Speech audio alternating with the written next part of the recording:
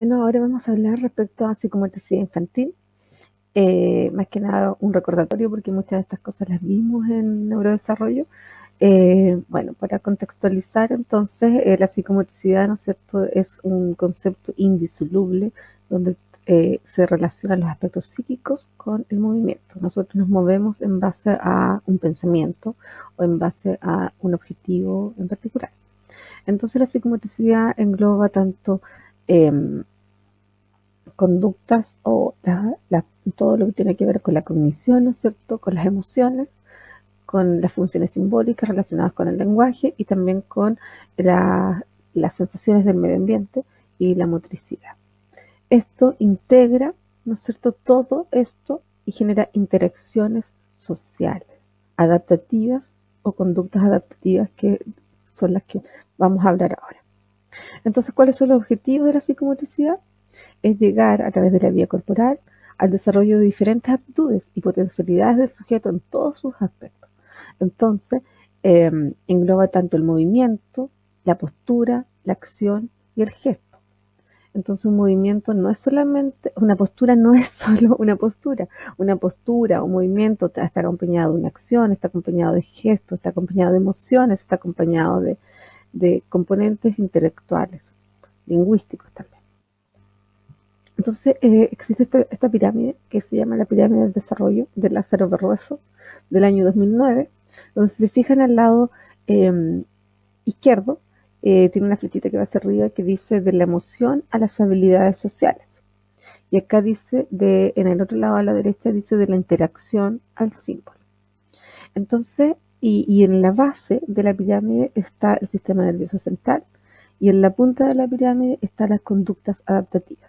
¿Qué es una conducta adaptativa? Una conducta adaptativa es algo que yo aprendo y que soy capaz de que sea una actividad efectiva, exitosa y que se pueda realizar la misma actividad en diferentes contextos.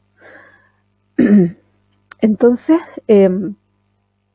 la primera parte de nuestra pirámide, ¿no es cierto?, que está en el primer año, tiene que ver con todos los sistemas sensoriales. El desarrollo, ¿no es cierto?, de todo lo que hemos visto este último tiempo, nosotros sabemos que los sistemas sensoriales nos indican o integramos, ¿no es cierto?, miles de percepciones del medio ambiente, las cuales se regulan, se modulan, se discriminan, ¿no es cierto?, para generar una conducta que antes lo habíamos relacionado, ¿no es cierto?, con una conducta motriz. Pero ahora ampliamos esto, ampliamos nuestra visión como kinesiólogos y vamos a hablar de una conducta adaptativa. Una conducta adaptativa incluye la motricidad, incluye la cognición, incluye las emociones, incluye el lenguaje y también las relaciones sociales, las relaciones con nuestro entorno. Entonces, después, la otra parte, ¿no es cierto?, es que es de los 0 a 3 años, o sea, se sobrepone, ¿no es cierto?, a todas estas conductas sensoriales, comenzamos a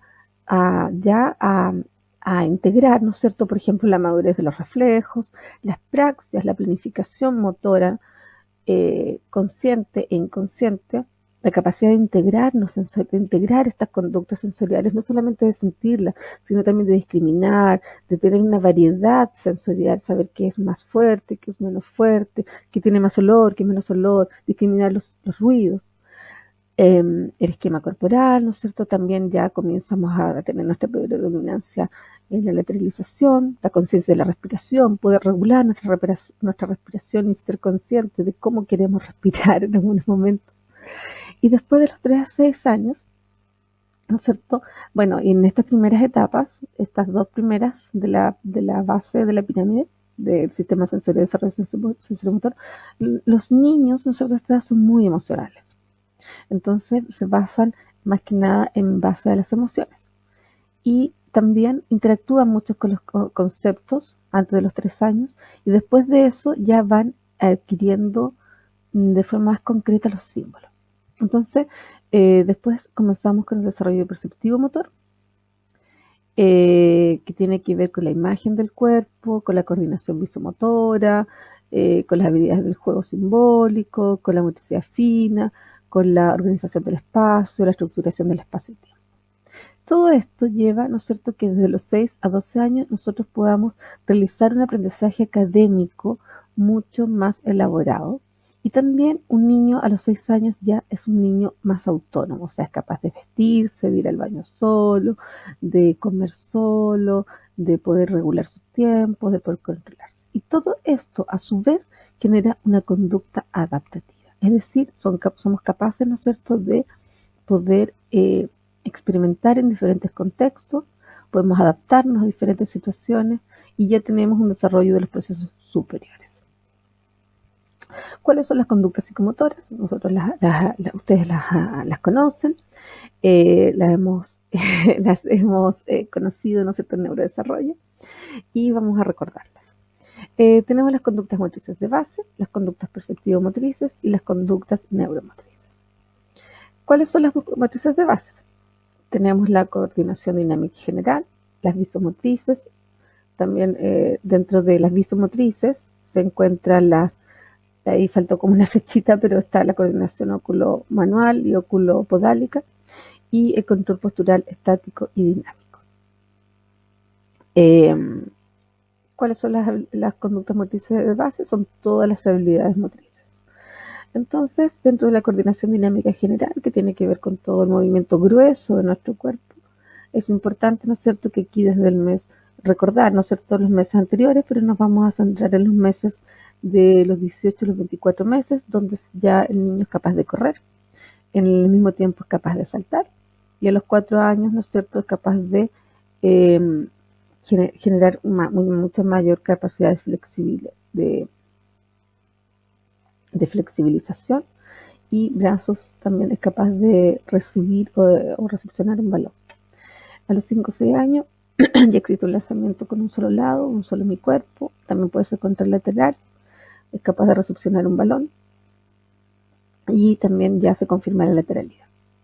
Las conductas psicomotrices me interesan, ¿no es cierto?, las de los 2 a 3 años, que son las que podríamos no recordar, que ya es capaz de lanzar objetos, recepcionar con brazos rígidos, tutear un balón. Se fijan que se cruzan, ¿ya?, porque es difícil de diferenciar esta coordinación dinámica general con las visomotrices. Generalmente uno utiliza todo, pero es una cosa para aprendizaje.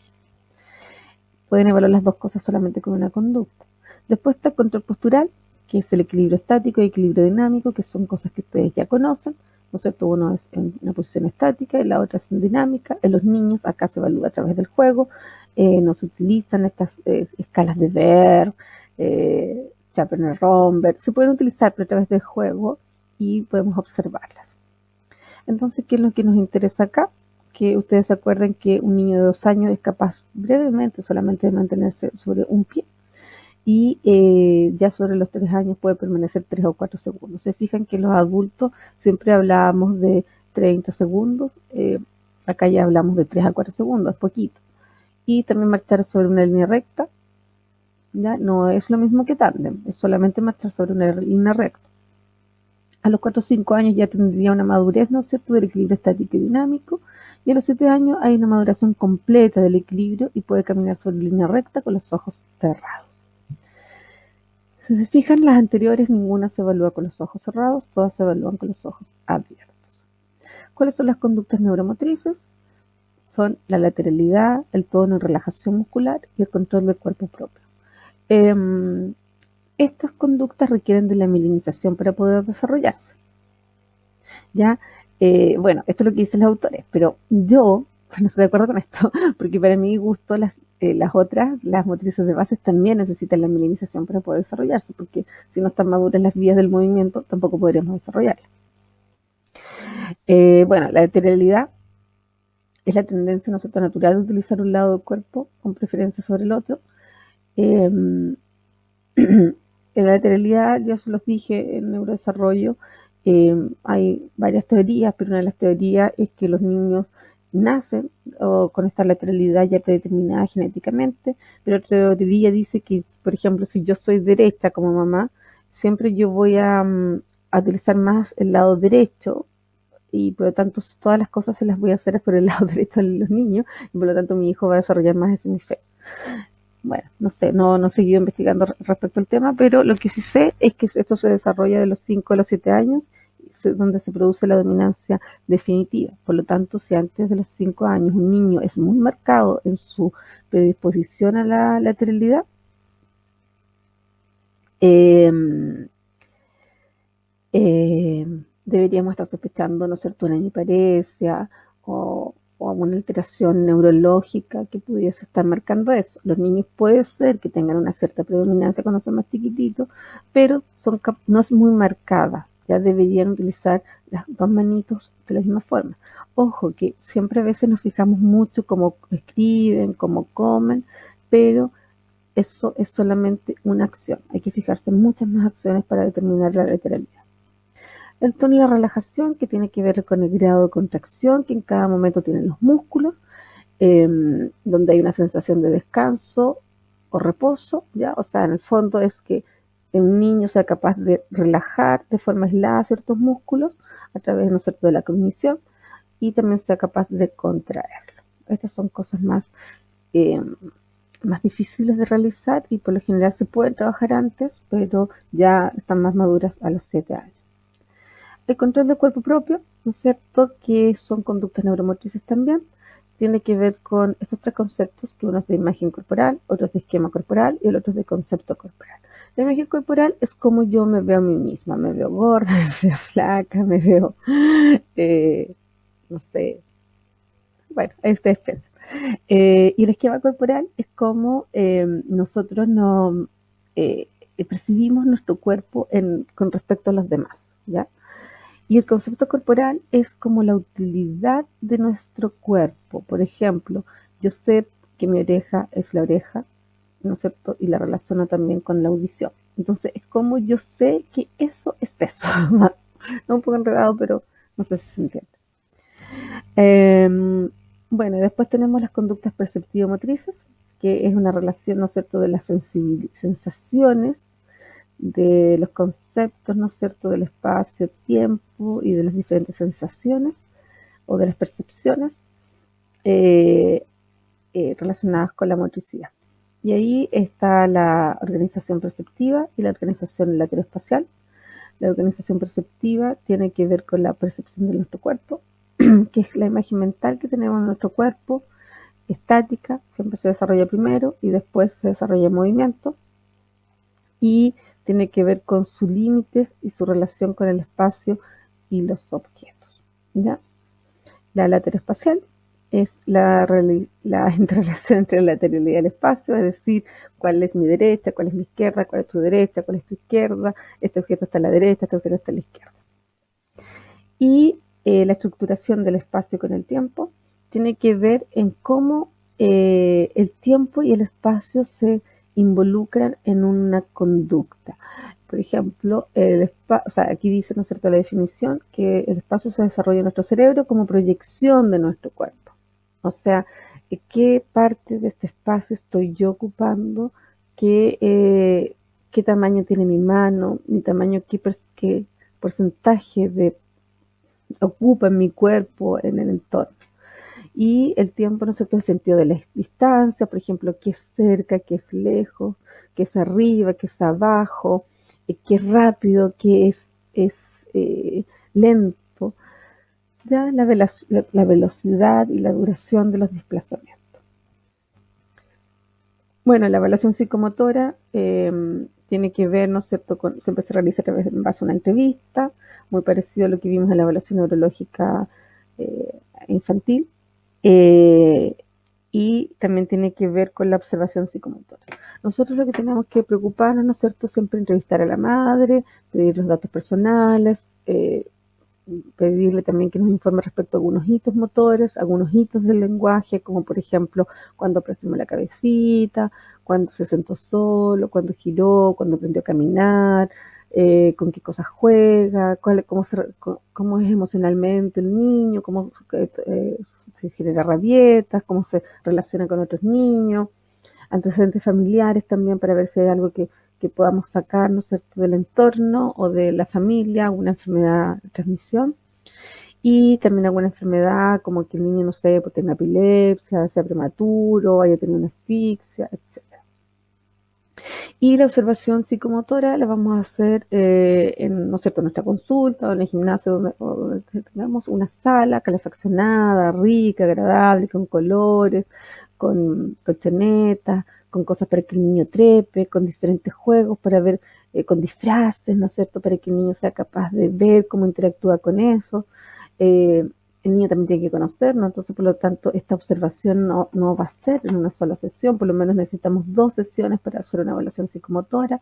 Al principio podemos hacer una evaluación psicomotora más general y después más específica, y esto se va registrando de manera cualitativa. Ustedes pueden anotar sus conductas, ¿no es cierto?, y pueden, debajito de cada conducta psicomotora, pueden ir describiendo eh, estas partes. Sería bueno que ustedes se ordenaran una ficha desde ya, una evaluación psicomotora. Ahora, ¿cómo evaluamos esto? ¿Cuáles son nuestros parámetros? ¿Qué es lo que tenemos que analizar? Esto es como un resumen, pero es más que esto, chicos. Ya es todo lo que hablamos antes y todo lo que vimos en juego.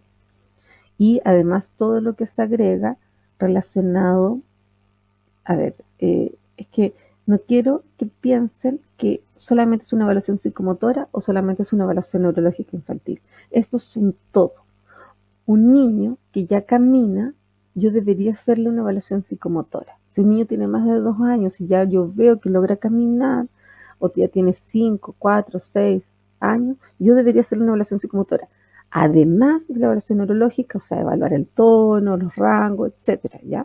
Pero si es un niño que quizás yo veo que no tiene un diagnóstico o no ve una motricidad tan alterada, o no es un niño que tenga una parálisis cerebral propiamente tal, y que esté postrado, por ejemplo, obviamente no le voy a aplicar una evaluación psicomotora. Pero sí, por ejemplo, si es un niño que tiene una parálisis cerebral, una hemiplegia, y ya tiene 2 años y está caminando, o tiene 5 años y está caminando, yo debería también evaluarlo psicomotrizmente, ¿ya? Para ver cómo yo lo puedo ayudar en esto. No tenemos que perder de punto de vista eso.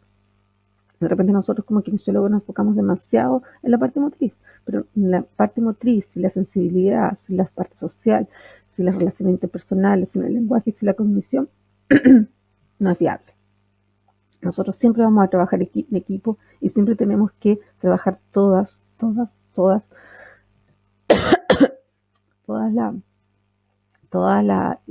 todo lo que engloba la psicomotricidad.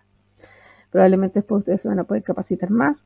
Ahora en pregrado nos vamos a enfocar más en la motricidad porque esto daría para una especialización, ¿ya? Pero después ustedes van a tener que integrarse en equipo, ustedes aportar con la parte motriz, pero ustedes también en sus terapias van a tener que estimular el lenguaje, van a tener que estimular mucho la sensibilidad, van a tener que estimular también la integración sensorial, etc. Entonces, los parámetros que tenemos, ¿no es cierto?, la relación con el cuerpo, la relación con el espacio, con el tiempo, con los objetos, con los otros y el lenguaje. ¿No es cierto?, la relación con el cuerpo, la coordinación dinámica general, nuestro conocimiento del esquema, imagen corporal, el control postural, ¿no es cierto?, que tiene que ver con el equilibrio, el tono muscular y otros aspectos como la mirada, los gestos, etc. El espacio, cómo ocupa el espacio, el tiempo, ¿no es cierto?, cómo distribuye su tiempo. Acá en esto que sacamos de un libro de psicomotricidad, tiene que ver, ¿no es cierto?, con el tiempo, cómo distribuye el tiempo, pero además no hay que olvidarse que también tenemos que ver cómo es capaz de percibir el tiempo, ya esto de las velocidades, etc. Y la relación con los objetos, cuáles son los objetos que más le interesan, cuáles son los que prefiere, cuáles son los que no utiliza, cómo los utiliza. La relación con otros, podemos ver cómo se relaciona con otros niños, si es que es posible observarlo. Muchas veces uno va a evaluarlos en el juego con otros niños, muchas veces algunos psicomotricistas ya más expertos van a evaluarlos a los colegios, los recreos. El lenguaje, ¿no es cierto?, a quién se dirige, cómo es su lenguaje, el contenido, ¿no es cierto?, si es un lenguaje comprensivo o si es un lenguaje expresivo, etc.